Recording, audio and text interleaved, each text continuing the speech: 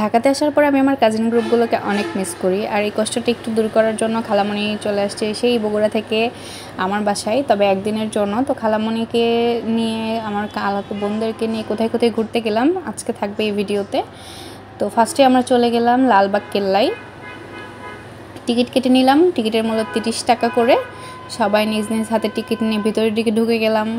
তো এই হচ্ছে লালবাগ কেল্লা, পরিবিবির মাজার। এই যে সোজা রাস্তাটা যেটা গেছে গেট দিয়ে ঢুকে, এই যে সমাধিসৌধটা, এটা হচ্ছে পরিবিবি সমাধিসৌধ। আর পরিবিবি হচ্ছে বাংলা সুবেদার শায়েস্তা খানের কন্যা, আর মুঘল সম্রাট আওরঙ্গজেবের যে পুত্র, তৃতীয় পুত্র ছিল আজম শাহ, তার স্ত্রী। তো আজম শাহই এই কেল্লাটা ফার্স্টে নির্মাণ শুরু করেন, তারপরে উনি দিল্লিতে চলে যায়, আর শায়েস্তা খান এখানকার সুবেদার হয়। তারপর তিনি এই কাজটা শুরু করেন, এই কেল্লার কাজ। তো তারপর পরই পরিবিবি মারা যায়, এখানে কবর দেওয়া হয়। আর এই জায়গাটাকে শায়েস্তা খান অপয়া মনে করতো, যার কারণে আর কাজটা করে নাই।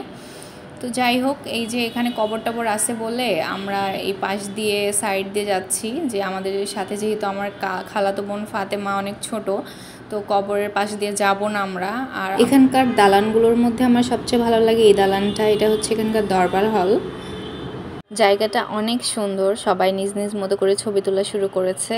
আর আমার এই যে ঝর্ণাগুলোর মানে দিকে তাকাইলে অবাক লাগে যে 1778 সালের দিকে তো কারেন্টও ছিল না, তাহলে ঝর্ণাগুলো কিভাবে পানি পড়তো ঝর্ণাগুলো দিয়ে, মানে কি সিস্টেম দিয়ে তৈরি করা হয়েছিল। দেখছেন কি সুন্দর দালানগুলো, মানে মনে হচ্ছে যে তাকাই থাকি দেখি। আর এদিকে ফাতেমা অনেক মজা করতেছে।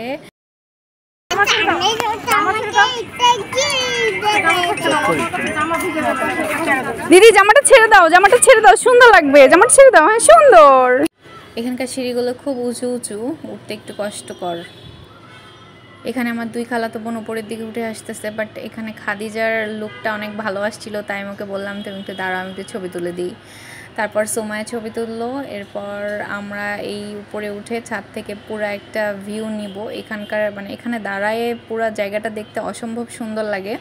এখানে অনেক ধরনের ফুলের গাছ আছে, আর সবুজ সবুজ ঘাস, দেখতেই সুন্দর লাগতেছে। তার সাথে লাল লাল বিল্ডিং, এই লাল লাল বিল্ডিংগুলো আমার কিন্তু খুব ভালো লাগে। এখন বাজে 5:30। তো 6টার মধ্যে আমাদেরকে এখান থেকে বের হয়ে যাইতে হবে, এই জন্য আমরা নেমে গেলাম। অলরেডি গার্ডরা হুইসেল বাজানো শুরু করে দিয়েছে যে সবাই নেমে যান, বের হয়ে যান। তো আমরা সিঁড়ি দিয়ে না নেমে এই সাইড দিয়ে নামতেছি, কারণ সিঁড়ি অনেক উঁচু উঁচু। সিঁড়ি দিয়ে না নেমে এই সাইড দিয়ে নামাটাই ইজি মনে হলো আমাদের কাছে, এই জন্য এদিক দিয়ে নামতেছি, মনে হচ্ছে পাহাড় বেয়ে নামতেছি। সবাই পাহাড়ের উপর উঠছিল।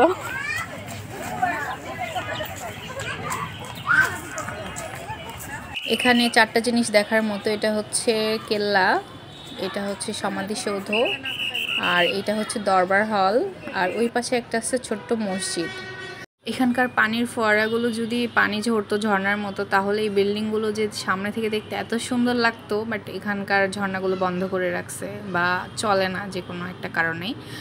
আর আমরা এখন সবাই মানে যে মানুষগুলো ছিল সবাই রাস্তা ধরে হাঁটা শুরু করছে, কারণ এই জায়গাটা ফাঁকা হয়ে যাবে 6:45-এর মধ্যে সবাইকে বের করে দিবে।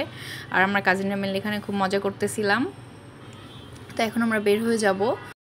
এখান থেকে বের হয়ে গেল, ব্লগটা আমাদের শেষ না। এরপর আমরা যাব বুয়েটে, ঢাকা ইউনিভার্সিটিতে, তারপর যাব জাতীয় সংসদের সামনে। ভেতরে যেতে পারবো না, আমরা বাইরে থেকে দেখার চেষ্টা করব। এরপর চলে আসলাম আমরা বুয়েটে। আমার খালাতো বোন এবার ইন্টারে পড়ছে, সামনে এবার অ্যাডমিশন দিবে, তো ওকে এই জায়গাগুলো দেখে একটু ইন্সপায়ার করার চেষ্টা করছি যে ও যেন ভালো করে পড়াশোনা করে আর এরকম জায়গাতে লেখাপড়া করতে পারে। এরপর আমরা গাড়িতে করে বুয়েটের ভিতরে ক্যাম্পাসে ঢুকে গেলাম। তো এখানে অনেকগুলো বুয়েটের বাস দাঁড় করানো, আর আজকের ক্যাম্পাসটা মনে হচ্ছে যে মানুষজন খুবই কম,